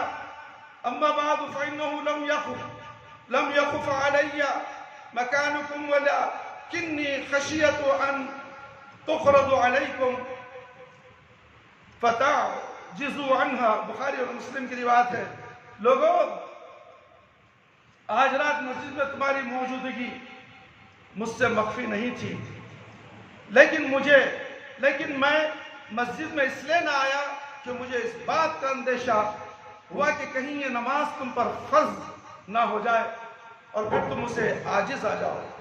جہاں تک نماز تراویح کی تعداد کا تعلق ہے، اس کے متعلق بھی چند احادیث بخور سماعت فرمائے۔ صحیح بخاری میں مروی ہے کہ ابو سلمہ بن عبد الرحمن رضی اللہ عنہ عائشہ رضی اللہ عنہ سے پوچھا، رسول اللہ رمضان المبارک میں رسول اکرم صلی اللہ علیہ وسلم کی نماز کیسی تھی؟ تو انہوں نے جواب دیا، ما کان رسول اللہ صلی اللہ علیہ وسلم یزید فی رمضان ولا فی غیرہ علی 11 رکعتا۔ عربی جاننے والے جان لو، 11 کے معنی کیا؟ 11 20 کی رٹ لگاتے ہو، 40 پڑھو، کس کے باپ کا جانے کا ہے؟ مگر رسول اللہ صلی اللہ علیہ وسلم عمل کیا تھا، اس عمل کو پڑھو، کسی بزرگ کے عمل کے پیچھے مت جاؤ۔ رسول اکرم صلی اللہ علیہ وسلم نے ماہ رمضان اور دیگر مہینوں میں 11 رکعت سے زیادہ نہیں پڑھتے تھے۔ اسے بخاری اور مسلم نے روایت کی ہے۔ جابر بن عبداللہ رضی اللہ عنہ بیان کرتے ہیں کہ رسول اکرم صلی اللہ علیہ وسلم نے ہمیں رمضان میں 8 رکعت اور نماز وتر پڑھائی۔ پھر اگلی رات آئی تو ہم جمع ہو گئے، ہمیں امید تھی کہ آپ گھر سے باہر نکلیں گے، لیکن ہم صبح تک انتظار کرتے رہ گئے۔ پھر ہم نے رسول اللہ صلی اللہ علیہ وسلم سے سلسلے میں بات کی تو آپ صلی اللہ علیہ وسلم نے فرمایا، انی خشیت او کرہت ان یکتب علیکم الوتر، مجھے خطرہ تھا کہ کہیں تم پر وتر فرض نہ کر دیا جائے۔ وتر کی نماز کو بھی تہجد کہا گیا۔ قیام اللیل، تہجد، تراویح، یہ سب کے ایک ہی نام ہے۔ یہ تراویح جو ہے ہر سال ہر روز پڑھنا ہے۔ رات کے 2 بجے 3 بجے اٹھ کر تراویح کی نماز معنی کھڑے ہو جاؤ، رات میں کھڑے ہو جاؤ۔ صرف یہ رمضان میں ایک بار جماعت کے ساتھ پڑھی جاتی ہے، باقی کے غیر رمضان میں بھی یہ نماز پڑھنے کا حکم ہے۔ تم کہاں پڑھتے ہو؟ بڑے زور و شور سے رمضان میں 20 رکعت پڑھ کے بڑا 30 مر خان بنتے ہو، وہ بھی جھٹ جھٹ جھٹ جھٹ تک نماز، یعلمون تعلمون عالمون جالمون کے الفاظ تم سنتے ہو، قرآن کی پوری تلاوت صحیح سمجھ میں نہیں آتی۔ سپر فاسٹ مشین ریل یعنی ہوائی جہاز راکٹ کی طرح وہ امام پڑھاتا ہے نمازیں، ایک پارہ ختم، 2 پارے 3 پارے ختم کر دیتا ہے 20 رکعت میں۔ یہ کیا مذاق ہے قرآن کے ساتھ؟ قرآن کو ٹہر ٹہر کر پڑھنے کا حکم دیا گیا تاکہ مقتدی کو بھی الفاظ سمجھ میں آ سکے۔ اسی لیے اطمینان سے پڑھو، 8 رکعت پڑھو، 3 رکعت وتر پڑھو، 11 رکعت ہو گئی، یہ نبی صلی اللہ علیہ وسلم سے ثابت ہے۔ پوچھو عائشہ رضی اللہ عنہا سے، کسی اور سے مت پوچھو۔ ام المومنین پیارے نبی صلی اللہ علیہ وسلم کے زوجہ مبارکہ، جس کے گارنٹی تمہیں نہیں ہے، یہ تمہارا مفتی ملا مولوی بولے گا فلانے دور سے یہ تھا، فلانے دور سے اللہ کا حکم جو اللہ کے نبی پر نازل ہو گیا وہ قیامت تک کے لیے ہے، منسوخ نہیں ہو سکتا۔ شریعت محمدیہ قیامت تک کے لیے ہے۔ تم ان جھوٹے ملا مولیوں کی باتوں میں ہرگز ہرگز مت آؤ میرے بھائی میرے دوست۔ 11 رکعت تراویح پڑھو، پوری رمضان پڑھو، رمضان کے بعد بھی پڑھو، تمہارے لیے بہتر ہے، مگر فجر کی نماز ضائع ہونے نہ پائے۔ اور رات بھر تم نے تراویح پڑھی، فجر نہیں پڑھی تو رات بھر کا پڑھنا تمہارے لیے بیکار ہے۔ جس شخص نے ایمان کے ساتھ اللہ کی رضا کو طلب کرتے ہوئے رمضان کا قیام کیا، یعنی کہ تراویح کی نماز پڑھی، اس کے پچھلے گناہ معاف کر دیا۔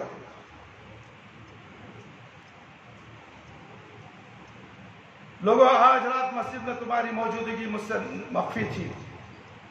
رمضان امام مالک نے الصائب میں بن یزید سے روایت کیا ہے کہ عمر رضی اللہ تعالیٰ نبی بن کعب رضی اللہ عنہ اور تمیم داری رضی اللہ عنہ کو 11 رکعت نماز پڑھنے کا حکم دیا۔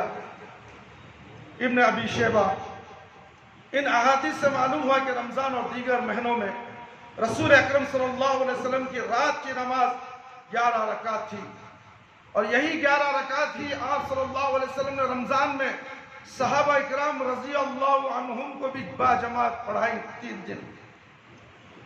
دن باجماعت پڑھائی اللہ کے نبی صلی اللہ علیہ وسلم نے۔ اس کے بعد صحابہ اکرام نے اسے پورے مہینے پڑھا، اللہ کے نبی خاموش رہے۔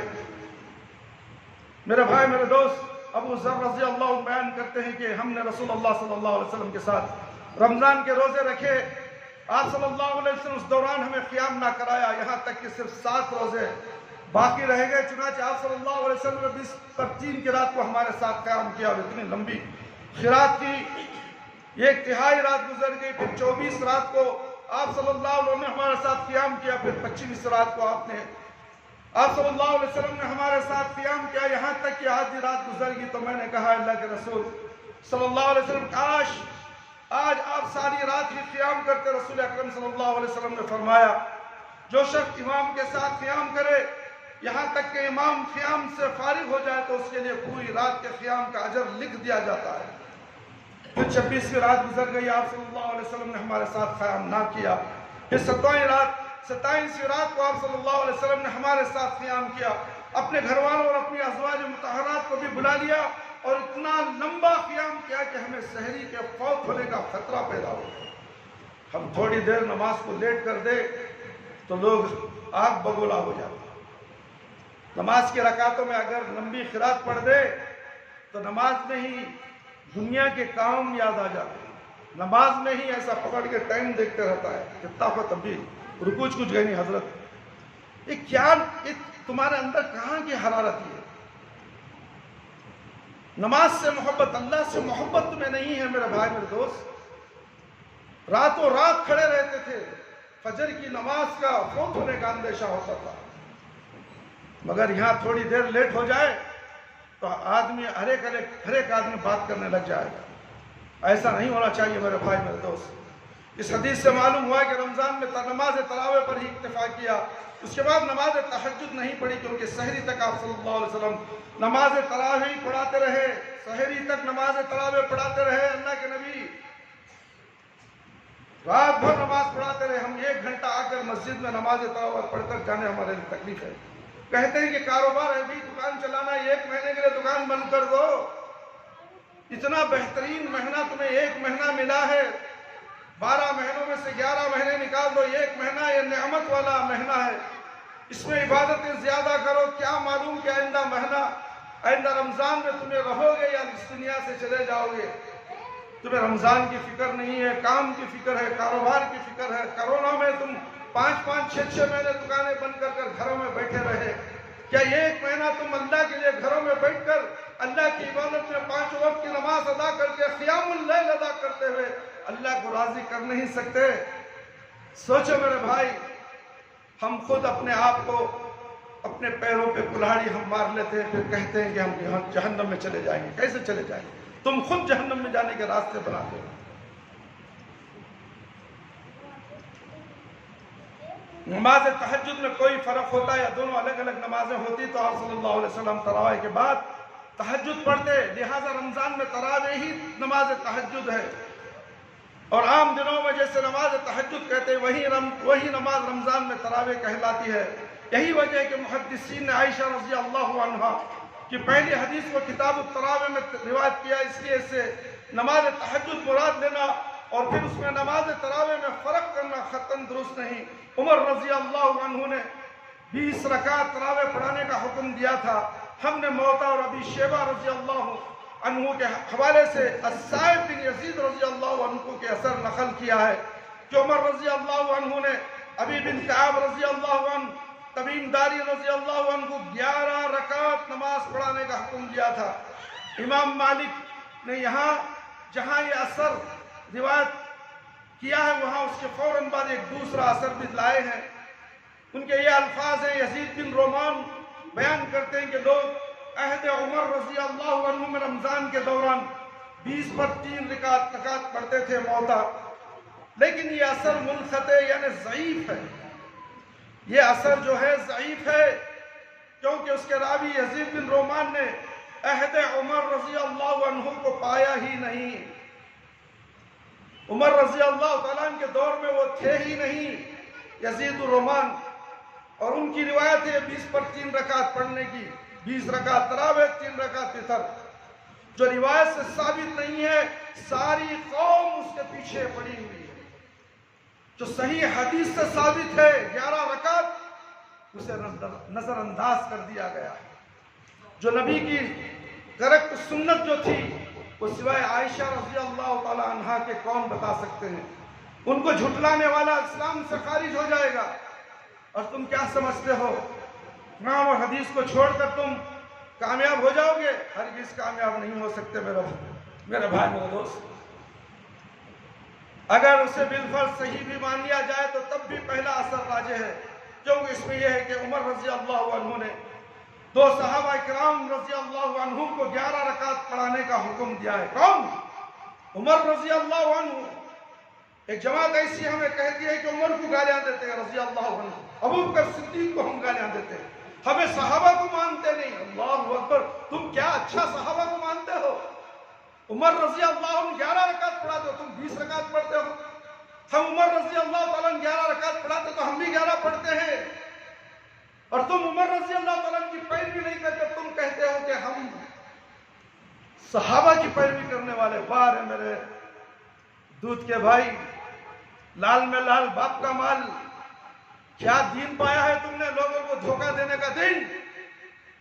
اٹھاؤ حدیثوں کو، کھنگال ڈالو، ہے کسی مائی کے لال میں دم، بتاؤ تو صحیح۔ عمر رضی اللہ عنہ نے کہا، 2 صحابیوں کو کہا 11 رکعت نماز پڑھاؤ کا حکم دیا گیا، اور تم کہتے ہو کہ عمر رضی اللہ تعالیٰ عنہ کے زمانے میں 20 رکعت تھی۔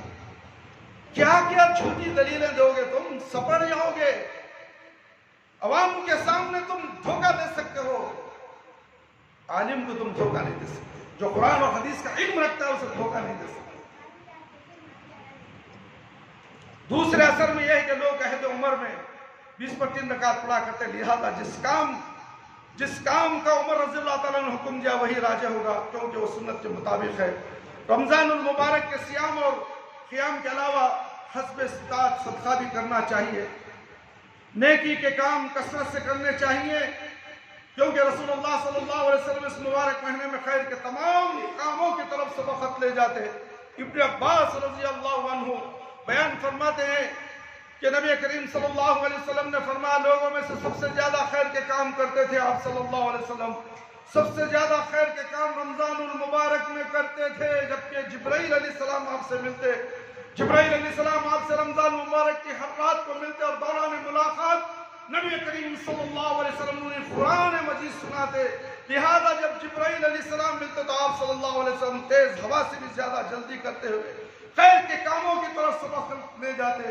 خاص طور پر روزہ داروں کی افطاری کا اہتمام ضرور کرنا چاہیے، کیونکہ رسول اللہ صلی اللہ علیہ وسلم کا ارشاد ہے جو شخص کسی روزہ دار کا روزہ کھلوائے اسے بھی اتنا ہی اجر ملتا ہے جتنا روزہ دار کو ملتا ہے، خود روزہ دار کے اجر میں بھی کوئی کمی نہیں ہوتی۔ اسے ترمذی، نسائی، ابن ماجہ نے روایت کی ہے۔ رمضان المبارک جن میں اعمال صالحہ کا زیادہ اہتمام کرنا چاہیے ان میں سے ایک عمل تلاوت قرآن مجید ہے، کیونکہ اللہ تعالیٰ نے قرآن مجید میں جہاں رمضان کے روزوں کی فضیلت کی ذکر کی ہے وہاں اس کے ساتھ ماہ رمضان مبارک کی خصوصیت یہ بھی ذکر فرمائی کہ اس سے اس ماہ میں قرآن مجید کو نازل فرمایا، جو کہ لوگوں کے لیے باعث ہدایت ہے۔ اس سے معلوم ہوتا ہے کہ قرآن مجید کا رمضان المبارک سے گہرا تعلق ہے، رمضان المبارک سے گہرا تعلق ہے، مسلمانوں سے قرآن سے تعلق نہیں۔ یہ میں چیلنج سے کہتا ہوں، کوئی مسلمان وقت سے پہلے آ کر قرآن مجید اٹھا کر نہیں پڑھتا اس مسجد کے اندر۔ کسی بھی مسجد میں چلے جاؤ، قرآن مجید ہے، بدوا دے رہے ہیں تمہیں، نماز کے فوراً بعد ایک صفحہ پڑھ کر بھی نہیں جانا چاہتا، اس لیے کہ اسے دنیا کا کام یاد آ گیا، بھاڑ میں گیا دنیا کا کام، خبر کی طرف دیکھ، کام کرتے ہوئے تو مر جائے گا، تو خبر کے گڑھے میں چلا جائے گا، وہ خبر کا گڑھا تیرے لیے جہنم کی آگ بن جائے گا۔ قرآن سے نفرت کرتا ہے تو، اور بچوں کو قرآن سے نفرت کراتا ہے۔ قرآن کو گھٹ میں پڑھانا کہتے ہیں، انگریزی تعلیم کو، ٹیوشن کو 1000 روپے، قرآن پڑھانے یہ کیسا ناہنجر باپ ہوگا جو مسجد کی فیس دینے کے لیے تکرار کرتا ہے، بچے کو پیسے دے کر پڑھانا نہیں چاہتا، گھٹ میں پڑھا، مسجد میں پیسے بھی دینا، تو باپ ہو کر بچے کو نہیں پڑھا سکا۔ استاد کو اتنی بڑی اہمیت دی گئی ہے کہ ماں باپ سے زیادہ درجہ استاد کا ہے، اسے اخلاق سکھاتا ہے، تربیت دیتا ہے، قرآن پڑھاتا ہے، احادیث سکھاتا ہے، اخلاق سکھاتا ہے، تربیت دیتا ہے، ماں باپ سے کیسے رہنا، ملنا جلنا، کیا کیا چیزیں ہیں سب سکھانے والا یہ استاد ہے۔ اور اس سے تم کہتے ہو بات کرنے کی تمیز، ایک عورت مجھ سے فون کر رہی تھی، فون میں مجھے بولتی ہے 15 دن آئی تھی اس کی بچی پڑھنے کے لیے، اس کی چھوٹی بچی پیشاب کر کے چلے گئی، ہم دھوئے اسے، بچی کو نہیں بھیجتی، نہیں بھیج، بچی پڑھتی نہیں ہے، کہتے میں پڑھاتا نہیں، کہتے انہیں آپ کو گھر میں سناتی نہیں، کہتے ارے بھائی وہ ابھی چھوٹی بچی ہے، اسے ابھی تربیت ہونا، وہاں پڑھی بات میں فیس کے پیسے دیتے، گھر میں رکھ لو تمہیں پڑھائی ہو جی، یا تمیز نہیں سو بات کر رہی حضرت، تمیز نہیں ہے، جاہل نہیں تمہیں کریے مجھے، اللہ اکبر، اسی گلی میں گھر ہے اس کا، مجھے جاہل بتا رہی ہے فون میں۔ میں نے کہا عورتوں سے میں بات نہیں کرتا۔ کیا بات نہیں کرتے؟ تمہارے مرد کو بھیجو جی، تمہارے شوہر کہاں ہے؟ وہ رات کو 12 بجے آتی، اللہ اکبر۔ ہم نے اس سے کہا فجر کی نماز میں حاضر ہو جا، اس نے وعدہ کیا، فون میں بات فون لگا کر دے دی، فون میں وعدہ کیا کہ صبح میں آؤں گا، آیا نہیں آج تک۔ اور اس کی بیوی کہتی ہے کہ 250 روپے 15 دن ہو گئے پڑھاتے ہوئے، واپس کرو ہمارے پیسے۔ واہ، کیا دین ہے، کیا اسلام ہے، کیسی عورت ہے جو مسجد کو حضرت کو فیس ادا کرنے کے بعد یہ کہتی ہے کہ واپس کر دو پیسے۔ میں نے کہا قیامت کے دن لے لے، اللہ رب العالمین کے پاس لے لے، قرآن سکھاؤ، قرآن پڑھاؤ، قرآن کو پڑھو، قرآن کو سمجھو، قرآن ہی تمہارا ساتھی، قرآن ہی تمہاری شفاعت کے لیے ہے۔ میرے بھائی، میرے رسول اکرم صلی اللہ علیہ وسلم خود اس ماہ میں اس کا خاص اہتمام فرماتے. رمضان المبارک کے ہر رات جبرائیل علیہ السلام کو قرآن مجید سناتے تھے. کون؟ ہر رات اللہ کے نبی صلی اللہ علیہ وسلم قرآن مجید سناتے تھے اور رمضان المبارک کی ہر رات سناتے تھے، جیسے کہ ہم صحیح بخاری کے حدیث کے حوالے سے پہلے عرض کر چکے ہیں. تلاوت قرآن مجید کے فضل میں یہی فضیلت کافی ہے کہ اس کے ایک ایک حروف پر 10 نیکیاں ملتی ہیں. عبداللہ بن مسعود رضی اللہ عنہ سے روایت ہے کہ رسول اللہ صلی اللہ علیہ وسلم نے فرمایا، جو آدمی کتاب اللہ قرآن مجید کا ایک حرف پڑھتا ہے اسے ایک نیکی ملتی ہے، اور ایک نیکی اس جیسی 10 نیکیوں کے برابر ہوتی ہے. یہ نہیں کہا کہ الف لام میم ایک حروف ہے، بلکہ الف ایک حروف ہے، لام ایک حروف ہے، میم ایک حروف ہے. ترمذی نے اسے روایت کیا ہے. واضح رہے کہ قرآن مجید کی تلاوت کے ساتھ اس میں تدبر، غور و فکر کرنا چاہیے، کیونکہ اللہ تعالیٰ نے کتاب اسی لیے اتاری ہے کہ اسے پڑھا جائے، اس میں غور و فکر کیا جائے اور اسے اپنا دستور حیات بنایا جائے اور اسے عمل کے میدان میں لایا جائے.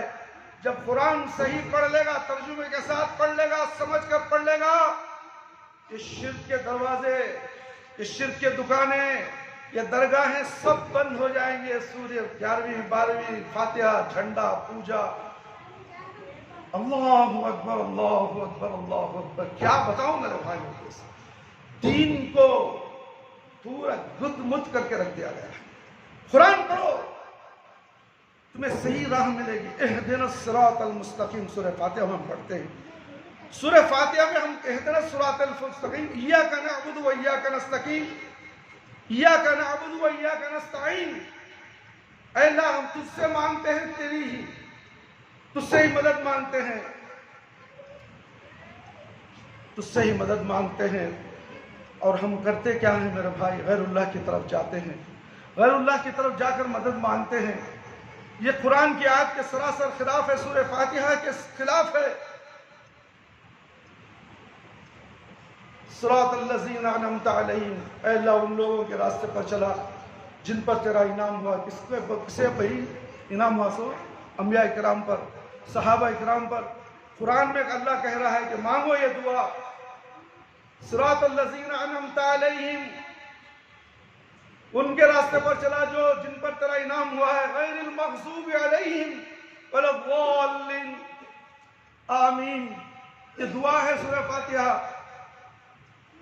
غیر المغضوب علیہم، جن پر تیرا غضب نازل ہوا ہے، جن اللہ کے نافرمانوں پر تیرا غضب نازل ہوا، ان کے راستے پر ہرگز ہمیں مت چلا. آمین. اللہ قبول کر لے. ہم آمین زور سے پڑھو گے تو حلق سے آواز اس میں نکلتی. سمجھ میں آیا؟ اے مسلمانوں، بیٹھے ہوئے مسلمانوں، امام جب غیر المغضوب علیہم ولا الضالین کہے تو تم بھی آمین کہو، اس لیے کہ فرشتے بھی آمین کہتے ہیں. امام اور مقتدی اور فرشتے کی آواز ملتی ہے تو تمہارے گناہ معاف ہو جاتے ہیں اور تمہیں اپنے گناہ معاف کرنے کی فکر نہیں. ڈر، کیا ڈر؟ علی حدیث کی مسجد پاگا میں اب یہ آمین بولیا تو بازو والا جب بولا ہے کیا جی انہیں آمین بولیا، آمین بولیا، کئی کو آمین بولیا تو ہمارے مسلک سے نکل گا. تو آمین بولتے نکل جاتا ہے مسلک سے. دھوکہ نہیں ہے. اللہ کہہ رہا ہے آمین. آمین کے معنی قبول فرما. میرے بھائی، میرے دوست، توبہ استغفار کا بھی مہینہ ہے، وقت کی کمی کی وجہ سے میں آپ کی بات ختم کرتا ہوں. رمضان میں تلاوت زیادہ کیجئے، نمازیں زیادہ پڑھیے، صدقہ اور خیرات کیجئے، اور اس مسجد کو جو بھی پچھلے بار دینے کا وعدہ کیے تھے اگر نہیں دے سکے ہیں، وعدہ کر کے مکر گئے ہیں تو یہ اللہ کے پاس پکڑے جائیں گے. اگر وہ زندہ ہیں، اس مسجد کو جانتے ہیں اور اس مسجد میں بیٹھے ہیں تو ان کو چاہیے کہ اس مسجد کے لیے تعاون کریں. وہ اپنا جو تعاون کرنے کا وعدہ کیا تھا اس میں سے کچھ نہ کچھ حصہ لے کر اس مسجد کا تعاون کریں، ورنہ تو قیامت کے دن حساب دینا پڑے گا. تم جتنا کمائے ہو وہ سب بیکار ہو جائے گا. تمہارے نیکیاں تمہیں قیامت کے دن کام آنے والے نہیں ہیں، کیونکہ تم نے اللہ کے گھر کو وعدہ کیا اور یہ وعدہ صرف ڈائریکٹ میرے سے عبد الرحمن سے کیا، اس لیے کہ یہ حقوق العباد سے اس کا تعلق ہے. ایک تو حقوق اللہ ہے، حقوق اللہ کے لیے حقوق العباد، انسان سے تم نے وعدہ کیا اور تم چھپ گئے، آئے ہی نہیں، پتہ ہی نہیں، پوچھے بھی نہیں، کبھی نظر بھی آتے ہو تو گم ہو جاتے ہو۔ اللہ کہیں ایسا دنیا میں آپ کو دین سے گم نہ کر دے۔ اس لیے توبہ و استغفار کا بھی مہینہ ہے، اس مہینے میں توبہ استغفار کرو، نمازوں کی زیادہ سے زیادہ پابندی کرو، 5 رمضان تک روزے رکھو، پھر رمضان میں نمازیں پڑھو، چھوڑ دو، ایسا نہیں ہے۔ تراویح تو پڑھنا ہی ہے، ہر کوئی مسلمان تراویح نہیں پڑھتا، یہ بہت بڑا عظیم عبادت ہے، یہ تراویح پڑھنا، تراویح کی قیام کرنا۔